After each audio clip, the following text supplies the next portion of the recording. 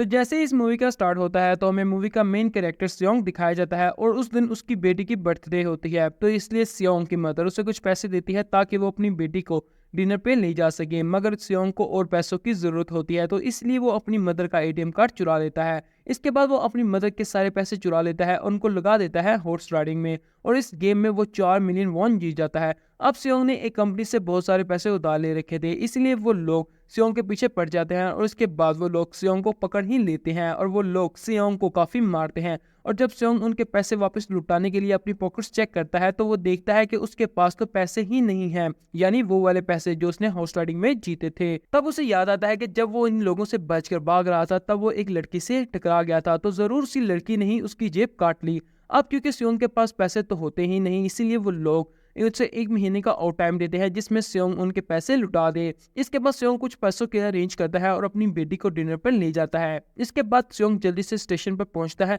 लेकिन अनलकीली उसकी ट्रेन तो मिस हो गई थी। और जब सियोंग वहां बैठकर ट्रेन के आने का वेट कर रहा होता है तो अचानक से उसके पास एक आदमी आता है और ये अननोन पर्सन था और सियोंग इसके बारे में कुछ नहीं जानता था। फिर वो अननोन पर्सन सियोंग से कहता है कि मैं तुम्हारे साथ एक गेम खेलना चाहता हूँ, और वो सियोंग को कहता है कि अगर तुम इस गेम में जीत गए तो मैं तुम्हें 1 लाख वॉन दूंगा। इतने सारे पैसों को सुनकर सियोंग गेम खेलने के लिए एग्री हो जाता है। इसके बाद सियोंग को काफी मार खाने के बाद ये गेम जीत जाता है, यानी वो 1 लाख वॉन हासिल कर लेता है। इसके बाद अब वो अननोन पर्सन सियोंग को एक कार्ड देता है और ये कहता है कि अगर तुम और पैसे जीतना चाहते हो तो इस कार्ड पर जो नंबर लिखा हुआ है उस पर कॉन्टेक्ट करना। इसके बाद सियोंग अपने घर जाता है और उसकी मदर उसको कहती है कि तुम्हारी बेटी अगले साल अपने स्टेप फादर के साथ यूएसए में शिफ्ट हो रही है। यहाँ पर हमें पता चलता है कि सियोंग की डिवोर्स हो गई है और उसकी वाइफ ने दूसरी शादी भी कर ली है, लेकिन सियोंग कभी भी ये नहीं चाहता था कि उसकी बेटी उससे दूर जाए, लेकिन उसे बहुत सारे पैसे चाहिए होते हैं ताकि वो अपनी बेटी की कस्टडी वापस ले सके। फिर इसीलिए सियोंग उस कार्ड वाले नंबर पर कॉल करता है। इसके बाद सियोंग को एक कार में ले जाया जाता है जहां पर और भी बहुत लोग थे, लेकिन फिर उन सारे लोगों को बेहोश कर दिया जाता है। और जब उन सब लोगों को आंख खुलती है तो वो खुद को एक फैसिलिटी में पाते हैं जहां पर टोटल 456 लोग थे और वो वहां पर एज अ प्लेयर थे, क्योंकि अब उन सबको यूनिफॉर्म भी पहनाया हुआ था। इस फैसिलिटी का होस्ट यानी लीडर एक आदमी था जो कि फ्रंटमैन था और वहां पर वो सब पर नजर रख रहा था। अब यहाँ पे एक कॉमन चीज थी कि जितने भी लोगों को वहां पर लाया गया था उन सब ने कर्ज लिया हुआ था और वो भी बहुत ज्यादा। सियोंग वहां पर प्लेयर नंबर 1 से मिलता है जो कि एक बूढ़ा आदमी था। उस बूढ़े आदमी को ब्रेन ट्यूमर था, यही वजह थी कि वो वहां पर आया हुआ था क्योंकि उसकी लाइफ तो वैसे भी खत्म होने वाली थी। इसके बाद अब वहां पर 2 प्लेयर्स जिनमें एक लड़की जिसका नाम सैब्यूक और एक लड़का जिसका नाम जैंग होता है उनके बीच में फाइट हो जाती है। यहाँ पर सैब्यूक ये वही लड़की थी जिसने सियोंग के पैसे लेकर भाग गई थी, यानी इसी ने सियोंग की जेब काटी थी। सियोंग उसे देखते ही पहचान लेता है, इसीलिए वो अपने पैसे मांगने के लिए उसके पास जाता है। फिर वहां पे कुछ गार्ड्स आ जाते हैं जिन्होंने पिंक कलर का यूनिफॉर्म पहना हुआ था और फेस अच्छी तरह कवर्ड थे। गार्ड्स उन सभी प्लेयर्स को बताते हैं कि तुमने यहाँ पर टोटल 6 गेम्स खेलनी होंगी और इस गेम का विनर को बहुत सारे पैसे मिलेंगे। और इसके बाद उन सबसे एक कॉन्ट्रैक्ट पर साइन करवाया जाता है और इस कॉन्ट्रैक्ट के 3 मेन रूल्स होते हैं। पहला रूल ये होता है कि कोई भी प्लेयर अपनी मर्जी से गेम छोड़कर नहीं जा सकता। दूसरा रूल ये होता है कि कोई भी प्लेयर खेलने से मना नहीं करेगा और अगर वो मना करेगा तो उसे एलिमिनेट कर दिया जाएगा, और उनके मुताबिक एलिमिनेट का मतलब क्या होता है ये हम जानेंगे आगे। गेम के तीसरा रूल ये था कि अगर मेजोरिटी इस गेम को खेलना नहीं चाहती तो वो इस गेम को छोड़कर जा सकते हैं, और इसके बाद उन सबको गेम के लिए ले जाया जाता है। अब यहाँ पे सियोंग अपनी क्लासमेट सैंगवू से मिलता है जो कि उसे बचपन से जानता था। सियोंग उसको वहां देखकर काफी हैरान होता है क्योंकि वो किसी बिजनेस के लिए आउट ऑफ कंट्री चला गया था। अब पहले ये कि उनके लिए वहां पे एक काफी बड़ी डोल थी और इस गेम का रूल काफी सिंपल था कि वो ये था कि जब भी डोल गाना गाएगी तो उनको मूव करना है और जैसे ही गाना गाना बंद करेगी तो उन सबको रुक जाना था और मूव नहीं करना था, और अगर कोई भी हिल गया तो उसे एलिमिनेट कर दिया जाएगा। अब स्टार्टिंग में तो ये सब कुछ उनके लिए किसी प्रैंक की तरह लग रहा था, लेकिन जब एक लड़का हिल जाता है तो उसे शूट करके मार दिया जाता है और यही होता है एलिमिनेट का मतलब, यानी उन्हें मार दिया जाएगा। अब ये देखकर वो सारे लोग काफी डर जाते हैं और उन्हें पता चल चुका था कि वो खतरे में हैं, इसलिए वो लोग डरते हुए पैनिक करते हैं और इधर उधर भागने लगते हैं। लेकिन अब क्योंकि गेम का रूल था इसलिए जो जो भी हिल रहा था उसे मार दिया जाता था, और जितने भी सर्वाइवल होते हैं वो किसी ना किसी तरह इस गेम को कंप्लीट कर लेते हैं। लेकिन जो लोग मारे जाते हैं उनकी डेड बॉडीज को वहां से ले जाया जाता है, और अब 456 प्लेयर्स में से अब सिर्फ 255 ही रह गए थे। अब क्योंकि वो सारे प्लेयर्स इतने ज्यादा डर जाते हैं कि कोई भी गेम खेलना नहीं चाहता, लेकिन जैसा कि रूल नंबर 3 था कि अगर मेजोरिटी चाहे तो वो गेम को स्किप कर सकती है। तो इसीलिए उनका लीडर यानी फ्रंटमैन वोटिंग करवाता है, लेकिन इससे पहले उन्हें प्राइस मनी दिखाई जाती है, यानी मेजर विनर को जो मिलेगी। लेकिन इन केस अगर कोई गेम छोड़कर चला जाएगा तो ये सारे पैसे उन मरे हुए प्लेयर्स की फैमिलीज को मिल जाएंगे। और ये प्राइस मनी थी टोटल 45 बिलियन वॉन्स की। इसके बाद वोटिंग करवाई जाती है, जिसमें मेजोरिटी इस गेम को खेलना नहीं चाहती, तो इसलिए गेम को यहीं पर स्टॉप कर दिया जाता है। लेकिन अगर कभी भी फ्यूचर में वो लोग चाहते हैं तो इस गेम को रिज्वाइन कर सकते हैं। इसके बाद सभी लोगों को उनके घरों पर छोड़ दिया जाता है। नेक्स्ट डे सियोंग पुलिस स्टेशन जाता है और वहां पर पुलिस को सारी बात बताता है, लेकिन उन लोगों को सियोंग की बातों पर यकीन नहीं होता और उल्टा वो लोग उसे पागल समझते हैं। इसके बाद सियोंग उन्हें वही वाला कार्ड दिखाता है, लेकिन हैरान कर देने वाली बात ये थी कि उस पर जो नंबर था वो रॉन्ग था। इसके बाद सियोंग जब अब घर जाता है तो उसकी मदर वहां पर नहीं होती। वो तो सियोंग का क्लास फेलो सैंगवू अपनी मदर को छुप छुप कर देख रहा होता है और तभी वहां पर सियोंग भी आ जाता है। यहाँ पर सैंगवू अपसेट होते हुए सियोंग को बताता है कि मेरे ऊपर 6 बिलियन वॉन का कर्जा है और बताता है कि मैंने क्लाइंट्स के पैसे लेकर स्टॉक मार्जिन में लगा दिए थे, लेकिन अनलकीली वो सारे पैसे डूब गए। और तभी सियोंग के पास हॉस्पिटल से कॉल आती है। सियोंग की मदर का पाँव काफी इंजर था, लेकिन डायबिटीज का ट्रीटमेंट ना होने की वजह से उसकी चोट ज्यादा बिगड़ गई थी। और डॉक्टर सियोंग को बताते हैं कि तुम्हारी मदर का ट्रीटमेंट हो सकता है, लेकिन इसके लिए हमें इनके पाँव को काटना होगा, लेकिन इसके लिए ऑपरेशन में बहुत सारे पैसे लगने वाले हैं। लेकिन जाहिर सी बात थी कि सियोंग के पास तो पैसे ही नहीं होते। इवन उसने तो अपनी मदर की इंश्योरेंस के पैसे भी हॉर्स राइडिंग में लगा दिए थे। इसीलिए सियोंग पैसे मांगने के लिए अपनी वाइफ के पास जाता है, लेकिन उसकी वाइफ उसे पैसे देने से इनकार कर देती है।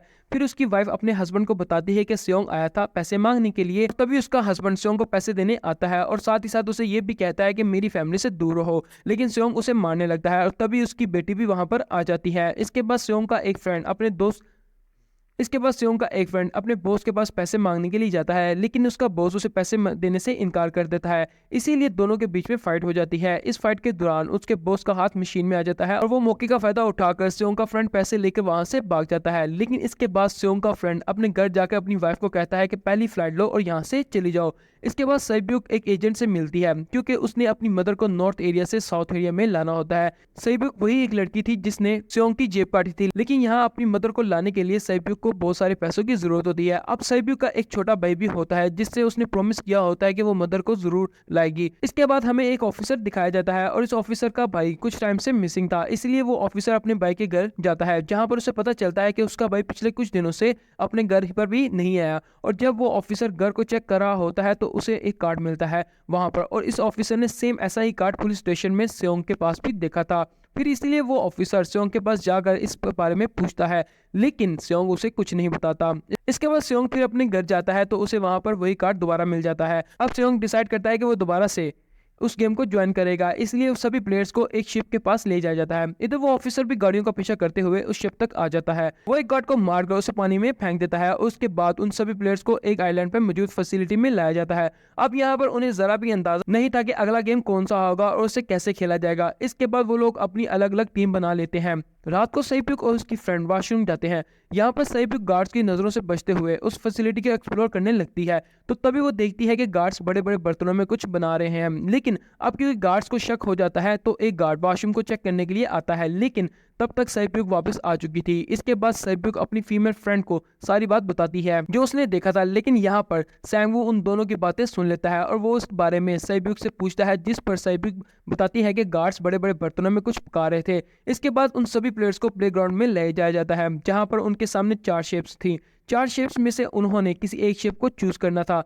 यहाँ पर सैंगवू को पता चल जाता है कि गेम क्या है और क्या करना है हमें। सैंगवू सियोंग को बताता है कि सब ने अलग अलग शेप्स को चूज करना है। इसके बाद उन सभी को एक छोटा सा बर्तन दिया जाता है जिसमें शेप्स बनी होती हैं। अब गेम उनकी ये होती है कि उन्होंने किसी तरह से उस शेप को बाहर निकालना है बगैर डैमेज किए, लेकिन अगर शेप जरा भी खराब हुई तो उसे एलिमिनेट कर दिया जाएगा, यानी मार दिया जाएगा। अब यहाँ सैंगवू तो इजीली शेप को निकाल लेता है, लेकिन सियोंग इतना ज्यादा घबरा जाता है कि उसकी हालत खराब होने लगती है। लेकिन फिर वो किसी न किसी तरह करके इस गेम को भी जीत लेता है। इसके बाद उन सबको वापस रूम में लाया जाता है। अब यहाँ पर 187 प्लेयर्स वापस आए थे, जिनमें से अब सिर्फ 108 ही रह गए थे। इसके बाद उन सबको खाने के लिए ले जाया जाता है, लेकिन खाने की वजह से जैंग की एक लड़के से लड़ाई हो जाती है, जहाँ पे जैंग उस लड़के को इतना ज्यादा मारता है कि वो मौके पर ही मर जाता है। इधर ही हम देखते हैं कि उन प्लेयर्स में से एक डॉक्टर होता है जो गार्ड्स के साथ मिलकर मरे हुए लोगों के ऑर्गन्स निकाल कर उन्हें चाइनीज को बेचने का काम करता है। इसलिए जब भी डेड बॉडीज को ले जाया जाता था तो वो डेड बॉडीज को गैप कर लेते थे, क्योंकि ये सब कुछ एक प्लान के अकॉर्डिंग चल रहा था, क्योंकि ये सारा कुछ फ्रंट मैन से छुपकर हो रहा था। और यही वजह थी कि कंट्रोल रूम में भी उन्होंने अपना ही एक आदमी बिठाया हुआ था जो कि उन लोगों की सारी फुटेज को डिलीट कर देता था और गार्ड्स डॉक्टर को गेम के बारे में पहले ही बता देते थे ताकि वो सरवाइव कर सके। यहाँ पे गार्ड उसी प्लेयर डॉक्टर को बताता है कि आज हमने प्लेयर्स को जानबूझ के खाना कम दिया है ताकि वो आपस में लड़ने लगे, जिससे होगा ये कि सारे वीक प्लेयर्स गेम से आउट हो जाएंगे। साथ ही गार्ड डॉक्टर को अगली गेम के बारे में बता देते हैं। अब 30 मिनट के बाद वहां पर लाइट्स ऑफ होने वाली थी। अब यहाँ पर सैंगवू को पता था कि सियोंग की टीम जरूर कोई उल्टा काम करेगी, इसलिए वो उस टीम को अपने पास बुलाकर रिलैक्स रहने के लिए कहता है। उधर वो जो डॉक्टर प्लेयर होता है वो जैंग की टीम में शामिल हो जाता है। यहाँ पर डॉक्टर जैंग को बता देता है कि अगला गेम क्या है होने वाला है। इसके बाद लाइट्स ऑफ हो जाती हैं और जैंग अपनी टीम के साथ मिलकर बाकी सभी को मारने लगते हैं। जैंग एक लड़की को मारकर साइबुक को मारने जाता है, लेकिन तब ही सियोंग उसे बचा लेता है। इसके बाद गार्ड्स वहां पर आ जाते हैं और उन सभी को रोक लेते हैं। अब टोटल 80 लोग रह गए थे। इसके बाद उन सभी को तीसरे गेम के लिए ले जाया जाता है। अब यहाँ पर उन्हें 10-10 प्लेयर्स की टीम बनाने के लिए कहा जाता है और वो लोग ऐसा ही करते हैं, अपनी अपनी टीम बना लेते हैं। अब क्योंकि जैंग को अगली गेम के बारे में पहले ही पता होता है, इसलिए वो साइबुक की फीमेल फ्रेंड को अपनी टीम में नहीं रखता, वो अपनी टीम में सिर्फ मर्दों को ही रखता है। इसके बाद सैंगवू भी अपनी एक टीम बना लेता है। अब क्योंकि उनको प्लेयर्स की जरूरत होती है तो इसलिए साइबुक की फीमेल फ्रेंड उनकी टीम में शामिल हो जाती है और ये गेम असल में टग ऑफ वार होती है, यानी उन्होंने अपने सामने वाली टीम को नीचे गिराना होता है। इसके बाद गेम स्टार्ट हो जाती है और जैंग की टीम बड़ी आसानी से इस गेम को जीत लेती है। इसके बाद बारी आती है सैंगवू की टीम की। तब प्लेयर नंबर 1 यानी वो बुरा आदमी कहता है कि मैंने अपनी जिंदगी में बहुत सारे टग ऑफ वार खेल रखी हैं, इसलिए उन सबको गाइड करता है कि इस गेम को कैसे जीतना है। तो इसीलिए वो लोग किसी न किसी तरह करके इस गेम को जीत लेते हैं। फिर दिखाया जाता है कि 30 मिनट के बाद दोबारा से लाइट्स ऑफ हो गई थी, जिस पर सैंगवू सबको कहता है कि रेडी रहना। तो इसीलिए वो डिसाइड करते हैं कि एक एक करके हम पहरा देंगे। जैंग की टीम में एक से बढ़कर एक चालाक था, इसलिए जैंग को हर वक्त डर रहता था कि उसकी टीम में से कोई उसको साइड पे ना लगा दे, यानी मार ना दे। दूसरी तरफ डॉक्टर और गार्ड्स मिलकर डेड बॉडीज के ऑर्गन्स निकाल रहे होते हैं और इन ऑर्गन्स को डिलीवर करने जाना होता है गार्ड नंबर 28 और 29 ने। तो वो सभी एक डेड बॉडी के बारे में बातें करने लगते हैं जिसकी सिर्फ एक किडनी थी और वो उसे ज़ोंबी कह रहे थे। यहाँ पर जो गार्ड नंबर 29 था, यानी जिसने वो ऑर्गन्स डिलीवर करने जाने थे, वो कोई और नहीं बल्कि वो ऑफिसर ही था जो गार्ड के बेस में वहां पर आया था। और ये सब बातें सुनकर उसे शक हो जाता है कि शायद ये लोग मेरे भाई के बारे में बात कर रहे हैं। अब क्योंकि उसके भाई की भी एक ही किडनी थी। इसके बाद गार्ड नंबर 28 और 29 यानी वो ऑफिसर ऑर्गन्स को डिलीवर करने के लिए चले जाते हैं और रास्ते में वो ऑफिसर नोटिस करता है कि टनल में बॉम्ब्स लगे हुए हैं। तब गार्ड नंबर 28 उसे बताता है कि जब हम यहाँ से बाहर निकलेंगे तो इस जगह को ब्लास्ट कर दिया जाएगा। अब यहाँ पर वो ऑफिसर गार्ड नंबर 28 से और इन्फॉर्मेशन लेने की कोशिश करता है, तो इसीलिए गार्ड नंबर 28 को उस पर डाउट हो जाता है। इसीलिए वो ऑफिसर को अपना फेस दिखाने के लिए कहता है। अब यहाँ पर वो ऑफिसर अपना फेस भी दिखाता है और साथ ही साथ गार्ड नंबर 28 पर अपनी गन भी पॉइंट कर लेता है। साथ ही साथ वो ऑफिसर से एक किडनी वाले आदमी के बारे में भी पूछता है और वो कौन था जिसको तुम ज़ुम्बी कह रहे थे, जिस पर गार्ड नंबर 28 उसे बताता है कि वो एक लड़की थी। अब यहाँ पर गार्ड नंबर 28 उस ऑफिसर को कहता है कि तुम लीडर के रूम में जाकर सारी इन्फॉर्मेशन देख सकते हो, वहां पर सबका रिकॉर्ड है। ये जानने के बाद वो ऑफिसर गार्ड नंबर 28 को मार देता है। उधर वो डॉक्टर गार्ड से अगली गेम के बारे में पूछता है, लेकिन इस बार गार्ड्स को भी अगली गेम के बारे में नहीं पता होता, इसलिए डॉक्टर को गुस्सा आ जाता है और वो एक गार्ड को पकड़ लेता है और उनकी फाइट होने लगती है। इस फाइट के दौरान डॉक्टर उस गार्ड को मार देता है और वहां से भाग जाता है। इसके बाद एक गार्ड पीछे करता है और वो दोनों प्ले ग्राउंड में आ जाते हैं। यहाँ पर गार्ड डॉक्टर को अपनी बातों में फंसाकर उसे मारने वाला होता है कि तभी लीडर यानी फ्रंटमैन आकर उसे मार डालता है और वो उसके बाद डॉक्टर को भी मार देता है और साथ ही साथ उनको गार्ड नंबर 28 की डेड बॉडी भी मिल जाती है, जिससे इन्हें इस बात का अंदाजा हो जाता है कि फैसिलिटी में कोई घुस गया है। उधर वो ऑफिसर लीडर यानी फ्रंटमैन के रूम तक पहुंच जाता है और वो चेक करते करते एक ऐसे रूम में जाता है जहां पर सबके रिकॉर्ड से, और जब वो ऑफिसर रिकॉर्ड चेक कर रहा होता है तो उसे सभी विनर्स की एक लिस्ट मिलती है जिसमें उसके भाई का भी नाम होता है, यानी वो भी कभी विनर था। उधर सभी प्लेयर्स को 4th गेम के लिए ले जाया जाता है जहां पर उन सबको अपना अपना पार्टनर चूज करने के लिए कहा जाता है और वो प्लेयर करते भी ऐसा है। अब अपना अपना पार्टनर चूज कर लेते हैं। सभी की फीमेल फ्रेंड भी अपना पार्टनर ढूंढने की कोशिश करती है, लेकिन कोई भी उसको पार्टनर बनाने को तैयार नहीं होता। इसके बाद सभी प्लेयर्स को 10-10 मार्बल्स दिए जाते हैं। असल में ये गेम ऐसी होती है कि एक प्लेयर को अपने पार्टनर से सारे मार्बल्स लेने होते हैं और वो भी बगैर किसी जोर जबरदस्ती के, और जो दूसरा पर्सन होगा यानी जिसके पास मार्बल्स नहीं होंगे तो उसे मार दिया जाएगा। फिर सैंगवू और सियोंग का फ्रेंड ओड और इवन का गेम खेलते हैं जिसमें उन्होंने गैस करना था कि सामने वाले के हाथ में कितने मार्बल्स हैं। यहाँ पर सियोंग का फ्रेंड सैंगवू के सारे मार्बल्स जीत जाता है, जिसकी वजह से लास्ट में सैंगवू के पास सिर्फ एक ही मार्बल बचता है, क्योंकि सैंगवू को पता चल चुका था कि अब वो बच नहीं पाएगा। इसलिए वो सियोंग के फ्रेंड को अपनी बातों में फंसाकर उसे यकीन दिलाता है कि अगर हम में से कोई भी हार गया तो हारे हुए लोगों का मैच दोबारा करवाया जाएगा। यहाँ पर सैंगवू धोखे से सियोंग के फ्रेंड के सारे मार्बल्स चेंज कर देता है। इसके बाद सैंगवू मार्बल्स लेकर गार्ड्स को दे देता है और खुद बाहर चला जाता है। और सियोंग का फ्रेंड जब मार्बल्स चेक करता है तो वहां पर सिर्फ पत्थर होते हैं। वो तो प्लेयर नंबर 1 यानी उस बुरे आदमी की हालत खराब हो रही थी, इसलिए वो इधर उधर घूम रहा था, लेकिन सियोंग किसी तरह करके खेलने के लिए उसको एग्री कर लेता है। अब यहाँ पर वो दोनों यानी वो बुरा आदमी और सियोंग ओड इवन का गेम खेलते हैं। अब वो बुरा आदमी सियोंग के सारे मार्बल्स जीत जाता है, लेकिन लास्ट राउंड में वो बुरा आदमी भूल जाता है कि उसने क्या चूज किया था। तो यहाँ पर सियोंग उसे बातों में फंसाकर उसके सारे मार्बल्स ले लेता है, लेकिन यकीन मानिए बुरा आदमी काफी चालाक था। उसने एक मार्बल अपने पास ही रखा हुआ था और दोबारा से इधर उधर घूमने लगता है। अब यहाँ पर सियोंग उसे रिक्वेस्ट करता है कि प्लीज मेरे साथ एक और गेम खेलो, मगर यहाँ पर वो बुरा आदमी कहता है कि मुझे पता है कि तुमने मेरे सारे मार्बल्स धोखे से ले लिए हैं। वो कहता है कि मुझे सब पता है, मैं बस पागल होने का एक्टिंग कर रहा था। तभी ये सुनकर सियोंग को उस पर तरस आ जाता है और वो अपने सारे मार्बल्स उस बुरे आदमी को दे देता है। इसके बाद सैब्युक और उसकी फीमेल फ्रेंड भी गेम खेल रहे होते हैं। उनकी गेम ये होती है कि जो मार्बल्स को दीवार के ज्यादा नजदीक फेंकेगा वही जीतेगा। तो पहले सैब्युक अपना मार्बल्स फेंकती है, मगर जब सैब्युक की फ्रेंड की बारी आती है तो वो अपने सारे मार्बल्स फेंक देती है। लेकिन जब सैब्युक ये देखती है तो वो अपनी फ्रेंड को दोबारा फेंकने के लिए कहती है, लेकिन उस पर उसकी फ्रेंड कहती है कि नहीं सैब्युक, मैं बिल्कुल अकेली हूँ और मेरे पीछे तो कोई भी नहीं है, लेकिन अगर तुम्हें कुछ हो गया तो ये अच्छी बात नहीं होगी, क्योंकि तुम्हारे पीछे तो तुम्हारा एक छोटा भाई है जो तुम्हारा वेट कर रहा है। इसी वजह से सैब्युक की फ्रेंड को मार दिया जाता है। इसके बाद उन सभी की डेड बॉडीज को ले जाया जाता है और इसके बाद वो सब वापस उसी रूम में आ जाते हैं। यहाँ पर जैंग देखता है कि सैब्युक की वो वाली फ्रेंड तो अभी तक जिंदा है, जो कि बड़े आराम से बैठी हुई थी। अब यहाँ पर हमें पता चलता है कि सैब्युक की ये वाली फ्रेंड जैंग की भी फ्रेंड थी, क्योंकि इन दोनों के दरमियान किसी बात को लेकर मसला चल रहा था, इसलिए जैंग की वो वाली फ्रेंड उसे तंग करने लगती है। इसके बाद फ्रेंड मैन को बॉडीज के पास उस पुलिस ऑफिसर का आईडी कार्ड मिल जाता है। तभी उस फ्रेंड मैन को पता चलता है कि उसके सारे वीआईपीस भी आ चुके हैं, तो इसीलिए वो फ्रेंड मैन उन्हें लेने के लिए चला जाता है। फिर सारे वीआईपीस को उनके रूम्स में लाया जाता है। इसके बाद फ्रेंड मैन वीआईपीस के आने के बारे में एक और आदमी को जाकर बताता है और यही आदमी मेन होता है, और ये कौन होता है ये हम जानेंगे आगे।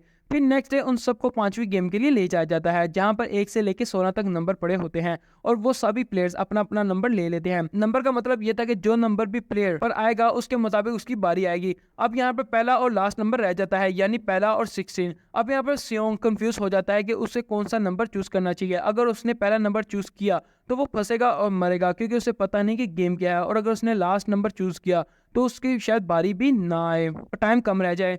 तभी वहां पर एक आदमी आता है और वो सियोंग को कहता है कि मुझे पहला नंबर चाहिए, क्योंकि मैं अपनी जिंदगी में कभी फर्स्ट नंबर पर नहीं आया। फिर इसके बाद उन्हें गेमिंग रूम में ले जाया जाता है और इस गेम का रूल ये होता है कि दिए हुए टाइम में उन्हें ब्रिज की दूसरी साइड पर जाना होता है। ब्रिज के बीच में 2 तरह का ग्लास लगे होते हैं, एक होता है आर्म ग्लास और एक होता है टेम्पर्ड ग्लास। आर्म ग्लास पर पांव रोकते ही वो टूट जाएगा और लोग नीचे गिर के मर जाएंगे। इसके बाद गेम स्टार्ट हो जाती है, वो लोग एक एक करके मरने लगते हैं। तो फिर एक टाइम ऐसा आता है जब जैंग सबके सामने होता है और वो आगे नहीं बढ़ रहा होता। तब जैंग के सामने उसकी वही फ्रेंड आ जाती है जो उसे तंग कर रही थी, और वो जैंग को कहती है कि मैंने तुम्हें कहा था कि जिस दिन तुमने मुझे धोखा दिया मैं तुम्हें मार दूंगी। इसके बाद वो जैंग को पकड़ लेती है और उसे लेकर नीचे कूद जाती है, जिसकी वजह से उन दोनों की मौत हो जाती है। अब वहां पर एक आदमी था जो कि एक ग्लास कंपनी में काम करता था और उसे पता था कि टेम्पर्ड ग्लास कौन सा है और आर्म ग्लास। लेकिन जब फ्रंट मैन को इस बात का पता चलता है तो वो लाइट्स को ऑफ कर देता है कि वो ग्लास को पहचान ना पाए।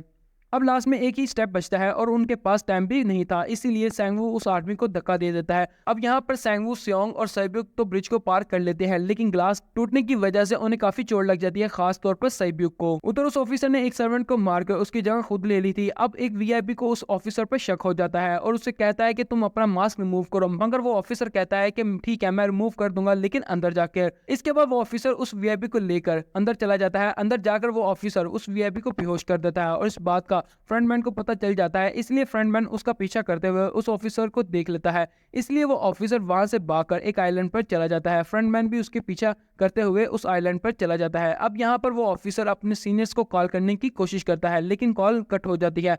फिर वो ऑफिसर ने सारे सबूत भेजता है, लेकिन वहां पर नेटवर्क नहीं था। इसके बाद फ्रंटमैन भी ऑफिसर को पकड़ लेता है और उसे उसके साथ चलने के लिए कहता है, लेकिन वो ऑफिसर उस फ्रंटमैन पर गोली चला देता है। इसके बाद फ्रंटमैन अपना मास्क रिमूव करता है तो वो ऑफिसर देखता है कि वहां पर कोई और नहीं बल्कि उसका अपना भाई है। इसके बाद ऑफिसर का भाई यानी फ्रंटमैन उसे शूट कर देता है और वो जाकर पानी में गिरता है। इधर ग्लास लगने की वजह से साइबू काफी इंजर्ड हो गई थी और उसका बहुत सारा खून भी बह रहा होता है। इसके बाद उन सब सर्वाइवल्स को डिनर के लिए ले जाया जाता है और उनके पास एक एक नाइफ भी रख दी जाती है, मतलब रात को उन तीनों में से कोई भी एक को मार सकता है। सेयोंग नोटिस करता है कि साइबू की हालत काफी खराब थी, तो इसलिए वो साइबू को कहता है कि तुम फिक्र मत करो, हम दोनों साथ हैं इस गेम में और हम दोनों मिलकर सैंगवू को हरा देंगे। इसके बाद हम दोनों यहाँ से बाहर निकल जाएंगे और पैसों को डिवाइड कर लेंगे।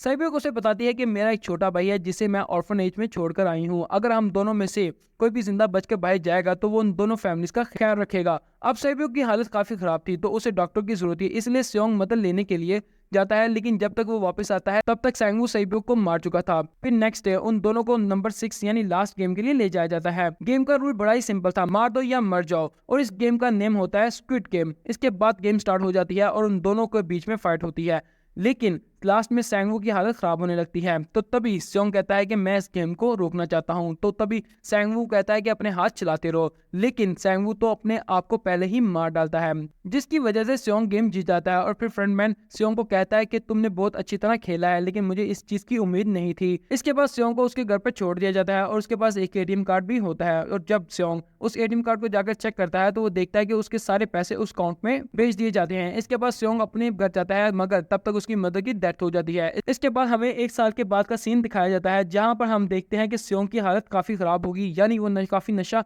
करने लग जाता था और उसने अभी तक उन पैसों को हाथ तक नहीं लगाया था। एक दिन फूल बेचने वाली औरत सेयोंग के पास आती है और वो उससे सेम वैसा ही कार्ड देती है जिसमें एक एड्रेस लिखा हुआ था, और फिर सेयोंग उस एड्रेस पर जाता है, जहां उसे पता चलता है कि ये सारा किया धरा किसी और का नहीं बल्कि उस बूढ़े आदमी का है, यानी प्लेन नंबर 1 का, और वो अभी भी जिंदा है। वो बूढ़ा आदमी सेयोंग को बताता है कि मैं अपनी लाइफ से बोर हो चुका था और ये सारी गेम मैंने अपने क्लाइंट से मिलकर बनाई थी ताकि मैं लोगों को मरते हुए देखकर एंजॉय कर सकूं, लेकिन हमने किसी को भी मजबूर नहीं किया ऐसा करने के लिए, और मैंने गेम में इसलिए पार्टिसिपेट किया था कि गेम देखने से ज्यादा गेम खेलने में मजा आता है। और वो कहता है कि जो पैसे तुम्हारे पास हैं वो मेरे हैं, और ये कहते ही उस बूढ़े आदमी की मौत हो जाती है। इसके बाद सेयोंग साइबू के छोटे भाई के पास जाता है और उसे लेकर जाता है सैंगवू की मदर के पास, और वो सैंगवू की मदर को कहता है कि इस बच्चे का ख्याल रखना, और साथ ही साथ वो उसको बैग भी देता है जिसमें बहुत सारे पैसे होते हैं। इसके बाद सेयोंग स्टेशन पर जाता है तो वहां पर वही अननोन पर्सन मिलता है जो कि उसको मूवी के स्टार्ट में मिला था। यहाँ पर सेयोंग उसका पीछा करता है, लेकिन तब तक वो वहां से भाग चुका था। सेयोंग उस कार्ड वाले नंबर पर कॉल करता है और पूछता है कि तुम लोग कौन हो और लोगों के साथ ऐसा क्यों कर रहे हो,